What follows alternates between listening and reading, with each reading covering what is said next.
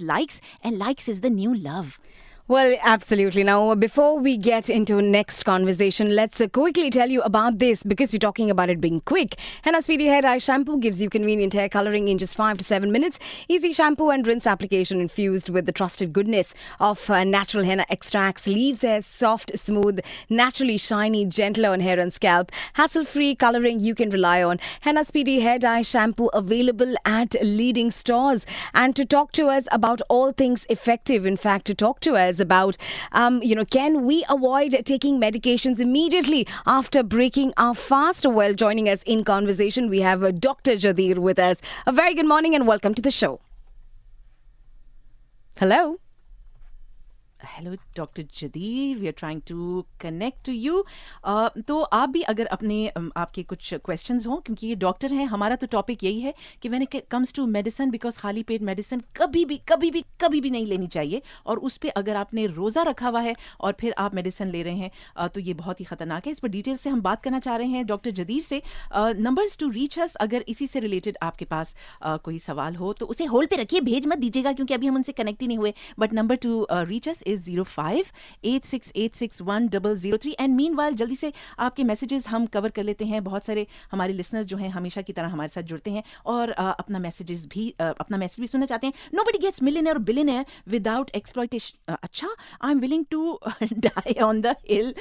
ये I think Tabish या तबरेज दोनों में से कोई एक ना, तबरेज उन्होंने ये कहा है. And with this doctor Jadeer hopefully अब हमारे साथ कनेक्ट हो चुके हैं. Hi, Dr. Jadeer. Good morning. Welcome to the show. Good morning. What a pleasure to Thank have you. you, Dr. Jadeer. कैसे गुजर रहे हैं आपके रोजे? And going very fast for us. What about you? Alhamdulillah, all good. Going good. यही good हम चाहते हैं कि उनके लिए भी हो जाए डॉक्टर जदीर, जो ज़ाहिर उनको रेगुलरली और डिसिप्लिन के साथ मेडिसिन लेनी होती है. And people easily take thinking that maybe it will affect better if they take it right or straight away once they break their fast. Please shed some light on it. Yeah, actually, this is currently we are facing so many questions regarding this one. They should take whether they should take the medications immediately after iftar, or the moment they break the fast. Sure. Actually, it all depends upon the medications, which medicines they are taking or not. Right. Okay, most of the time it should not be taken immediately at fast. Okay. Depends. Purely it is individualized and depends upon the medications what they are taking. For example, the PPI, like we call acid control medications, they can taken even before the meal, 30 minutes before the meal. Okay. But most of the medicines should be taken with the meal or after the meal. Doctor, now, is there a buffer time that I should wait after eating before taking my dose to avoid any stomach irritations? Because, most of the medications that we have now for the ones that are diabetic or that are on immunosuppressants, that are on the several types of medication, causes an acid reflux. So is there a buffer time that you suggest? Yes, of course.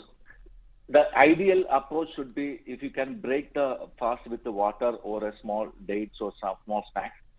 Give a 10 to 15 minutes time and take a light meal. Then you can take the medicines that should be taken along with the meal to avoid gastric irritations. Okay, and Dr. Jadeer, if we end up doing what we are not supposed to, like immediately taking medicine, what are the harms that can happen? And does it depends from medicine to medicine, or it's the same for all of them? No, it depends on the medicine to medicine. And the increased risk of gastric irritation will be there along with some kind of medications.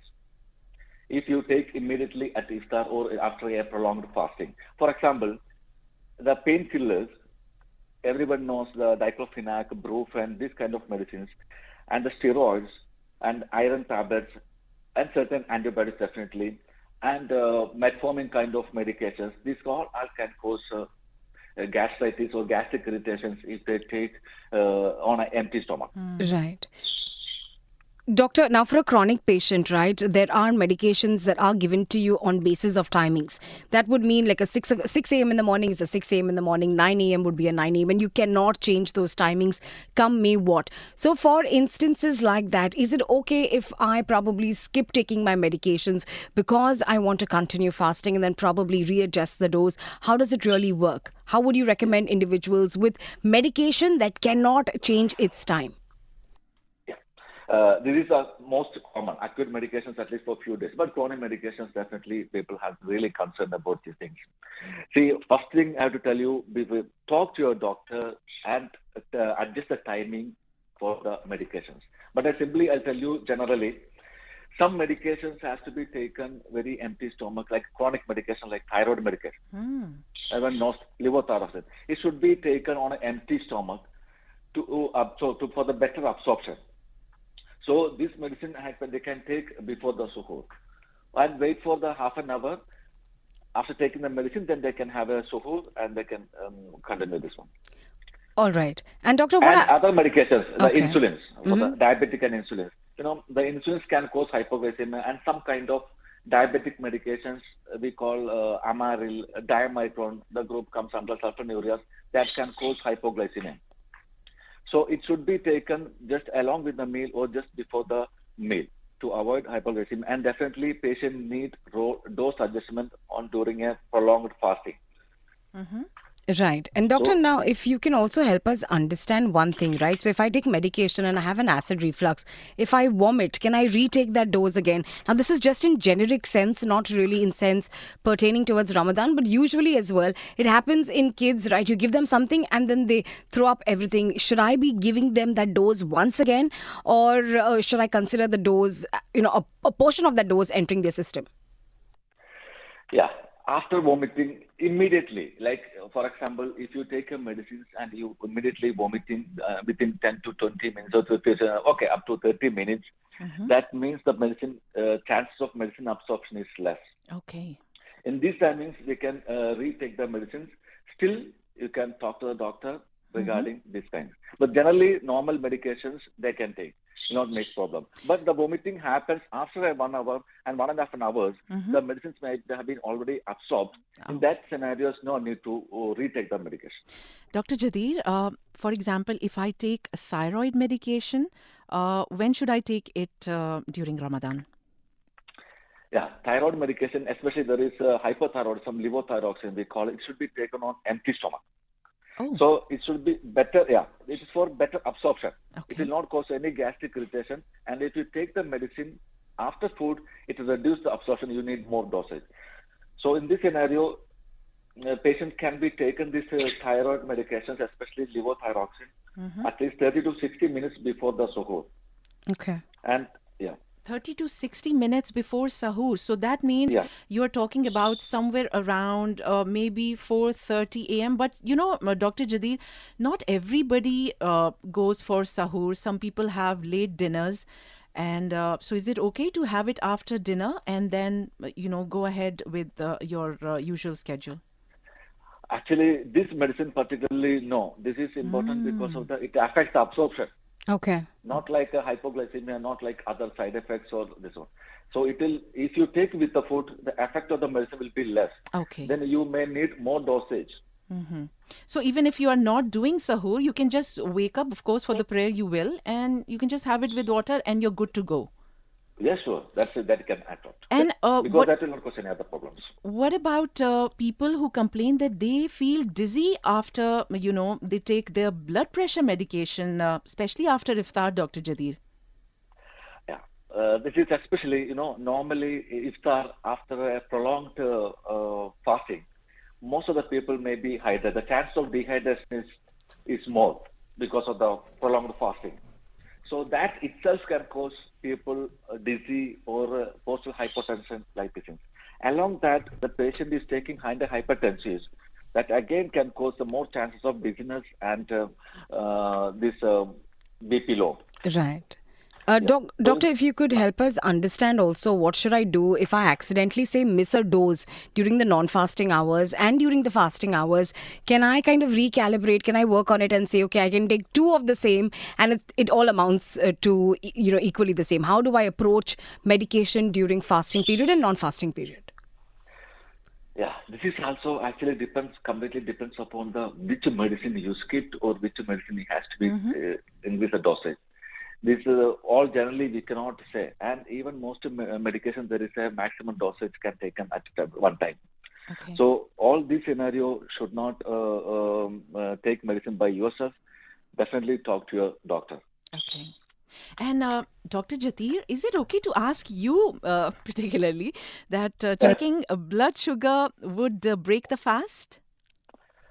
No, it You will not cause because most of the time the using is the capillary blood that will not cause breaking the fast as per the religiously or medically, and it is more advocated, especially elderly people, those who are using insulin, those who are people using this sugar lowering medications like I told you before, like Amaryl and the Dimercon kind of things. Mhm. This is actually advocated to check sugar frequently, and especially when they feel any symptoms of hypoglycemia.